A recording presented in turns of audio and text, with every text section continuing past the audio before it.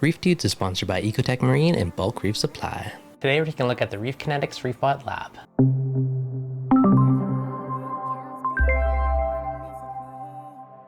What's going on, guys? Devin from Reef Dudes. So if you guys remember a few years back, I did actually have a ReefBot, and this is the new improved version, the ReefBot Lab. So the kind people at Reef Kinetics sent one over to me, so let's get unboxed and take a look. First up, we got all our goodies in our accessory box. We have the tunnel of foam, and in the center of it all, we have the ReefBot Lab. So looking at our instructions, fairly simple to get started guide. And we got lots of plastic wrap on this, so let's get it setter free. Now, if we look at the top, you can vaguely see through there. And then you can see all the motors, the pumps, and the circuit boards on top of the device. And the side panels just lift out to reveal all the inside contents. It's like a couple more zip ties to chop off inside. All right, so we got everything open, unboxed, unzip tied, and it's kind of funky design. So we got our whole middle column in the middle, and the test assembly spins around basically in a circle, and it can grab from whatever vials it needs. That's actually kind of a cool system. Now, my original one, after about a year and a half or so, my actuator died on it, and that was the thing that moved the needles up and down. So I eventually had to replace that part. Now in this one, I see they changed it all to stepper motors and lead screws. Now that's similar to like what my 3D printer uses, and that's been going for years and years and years non-stop, super reliable. So I'm actually really happy to see that change on here. Now the holder system's fairly similar to the prior one. We got the metal with the little rubbery stuff in the middle that holds the vials. Now let's check out what's inside of our parts accessory box. We have all of our tubing and our water filter. I have some calibration, a bunch of syringes, some needles, which we'll be doing the actual testing. Power supply. So they went with the Meanwell power supply. Always makes me happy to see that. And we have our vials. So there's actually one really cool thing here I do want to point out. So these are the 20 ml vials that a lot of the testers are using now. They work well. Now, the one cool option with the new one is they have the 20 ml vials, and they also have 60 ml vials. So you can add 3 times the reagent, which means you can go 3 times as long without having to fill it. So I'm actually really stoked that they finally have a bigger vial version, so you could basically set up and ignore it for a long time, which I always appreciate. So that's pretty awesome to have 60 ml vials now. Now, the only big consideration here is when you're refilling it, you're going to take 3 times as much reagent to fill it, but it's worth it. So right to left on our top ports, we have our wastewater, our RODI, and our tank connections.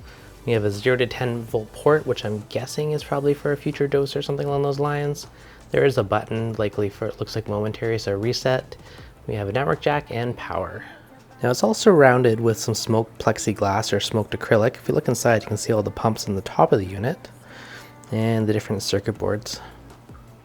And surrounding the perimeter, we got a white acrylic which hosts LEDs behind it, and that's going to be our status LEDs, so it'll light up to tell us what's happening within the machine. And on one side we have our color meter vial and our rinsing mixing station.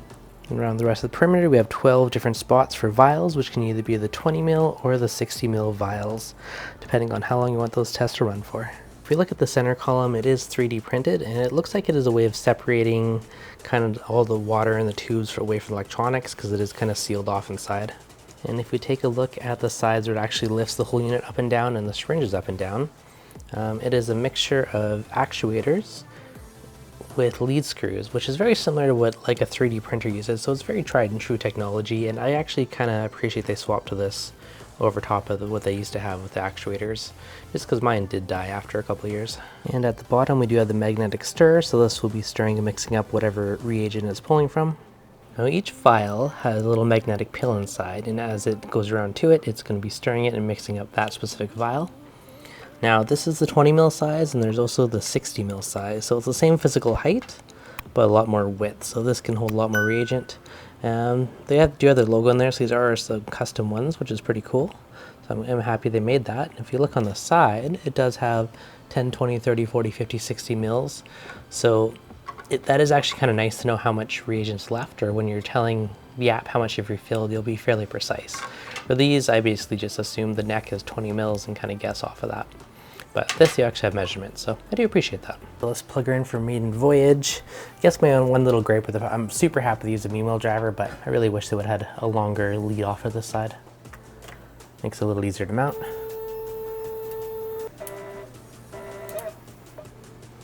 So when you first turn it on, it kind of does a little loop-de-loop and goes around, hits all its limiter switches, figures out its position.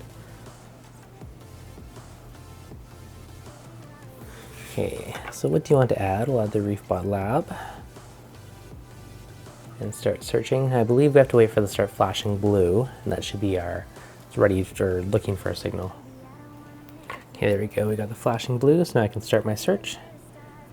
It's done initializing, and this should mean it's ready but not connected. Okay, so there's our device it found.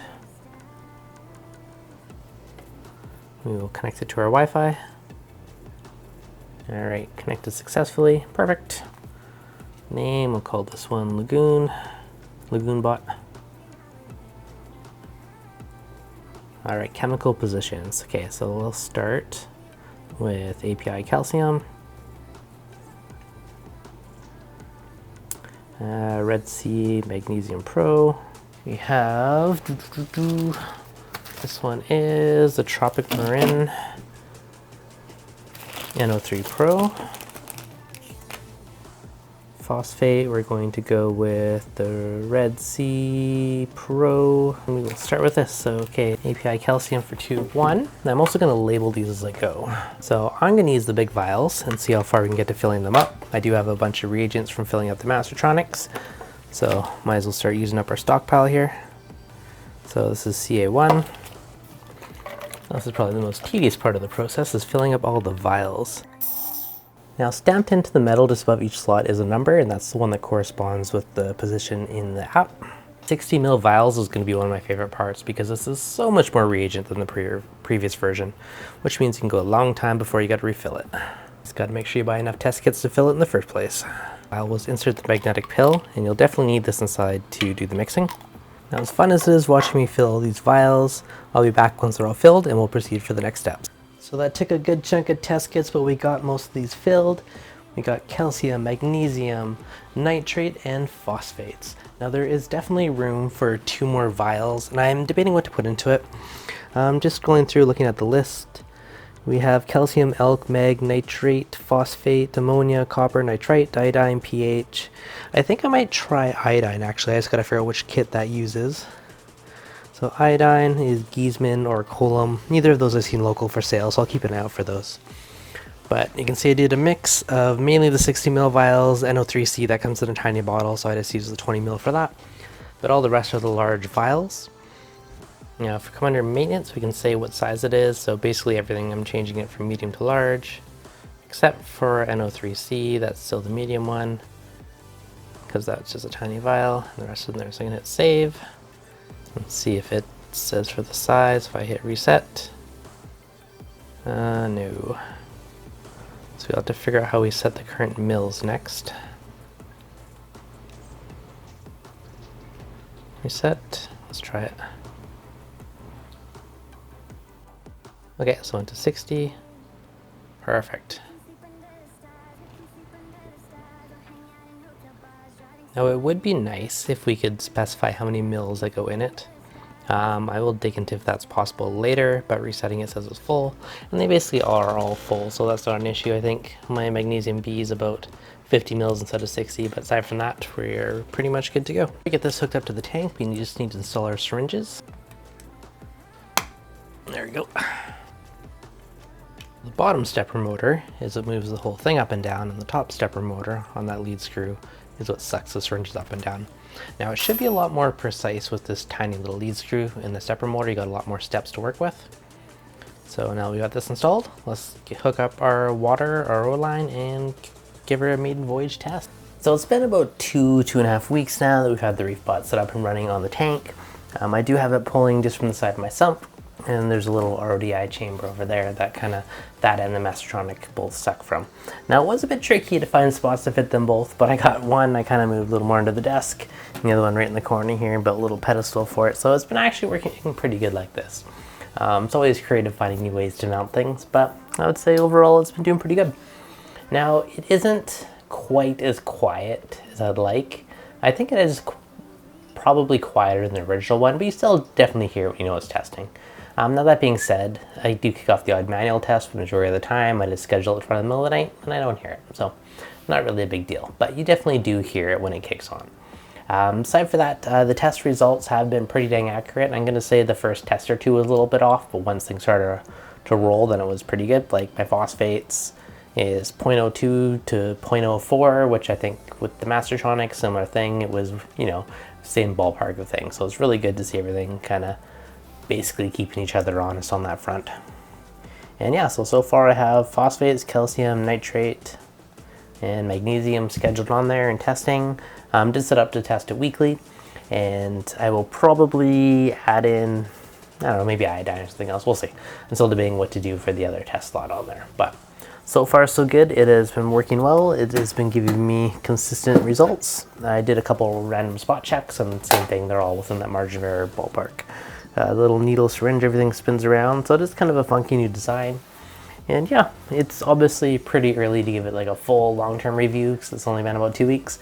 So of course, in a few months, once I have some more long-term usage, I will definitely do a follow-up on it. But yeah, so far so good, and it's a pretty cool device. I'm not sure if you can turn the LED off or not. It might always be on. It does give a bit of a glow in here. Blue is kind of like the standby one. If you're kicking off a task, it turns green, so you can tell the status of it by the light. But yeah, overall, pretty cool device, and I will definitely update you guys in a few months from now. So if you guys enjoyed this, if you did, as always, hit that like button. If you got any questions on it, let me know in the comments below, and I'll catch you guys on the next video.